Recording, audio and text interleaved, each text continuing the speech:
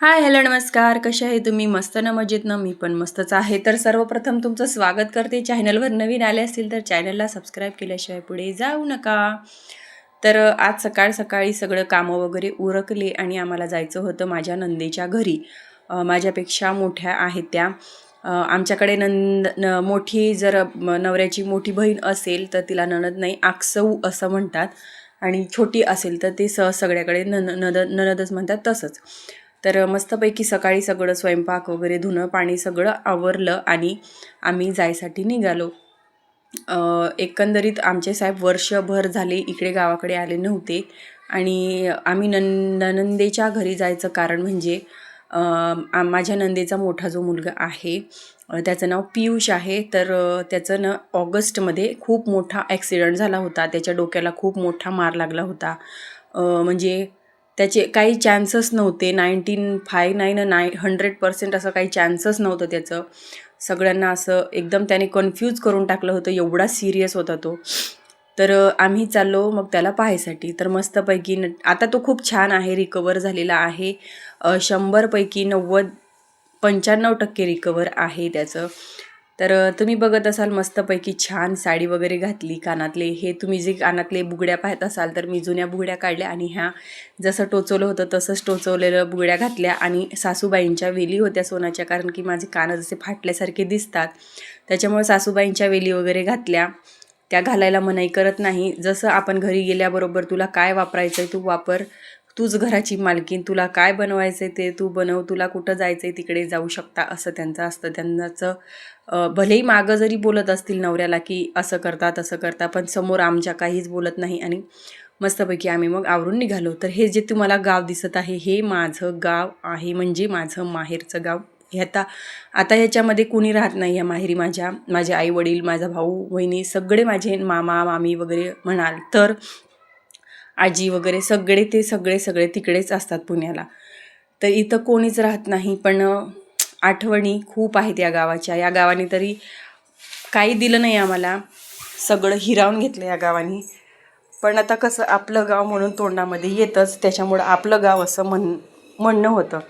तर जाता जाता ह्यांचे खूप सारे मित्र भेटले आणि ते बोलत होते की चला चहा प्यायला वगैरे. पण आम्हाला घाई होती. आम्हाला सकाळी तिथे म्हणजे नंदेच्या घरी जाऊन परत येऊन 1-1:30-2 वाजता आम्हाला माझ्या मावशीच्या इथं बारसा होता, तर त्या बारशाला जायचं होतं. म्हणून आम्ही नाही वगैरे म्हटलो आणि निघालो. तर हे आमचं गाव आहे, माझं गाव, माझं माहेरचं गाव.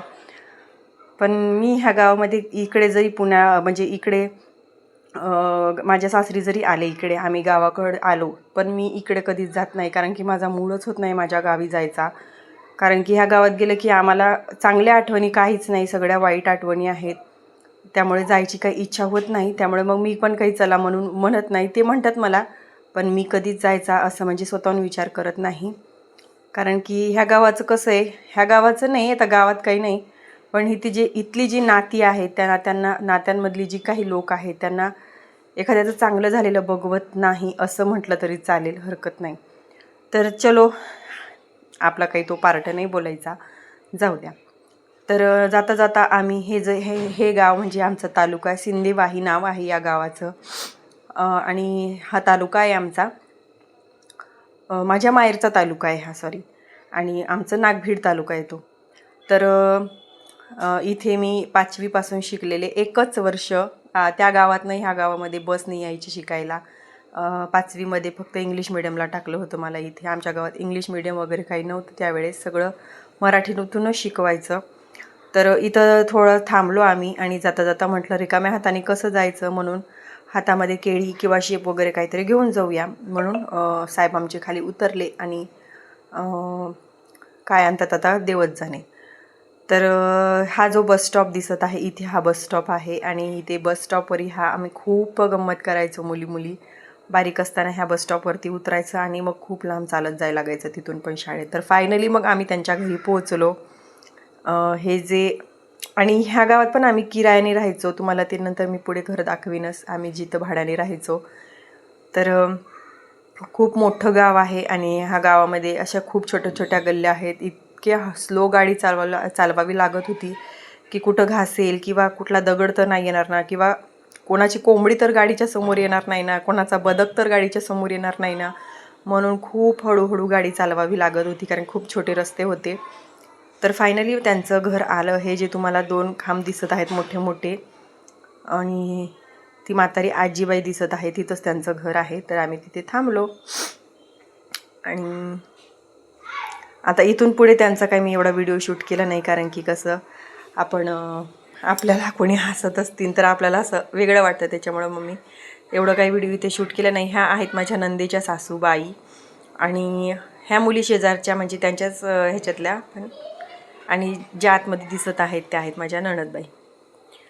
तर तुम्हाला हा आता मुलगा दिसेन तोच पियुष आहे. त्याचा खूप मोठा ॲक्सिडेंट झाला होता, त्याच्या मेंदूला खूप मोठा मार लागलेला आणि एकंदरीत 20 ते 25 लाखापर्यंत खूप असा खर्च आला.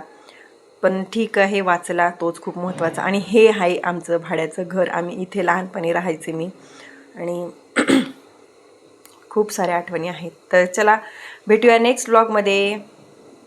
चॅनलला अजूनही सबस्क्राईब नसेल केलं तर चॅनलला नक्की सबस्क्राईब करा. Bye bye.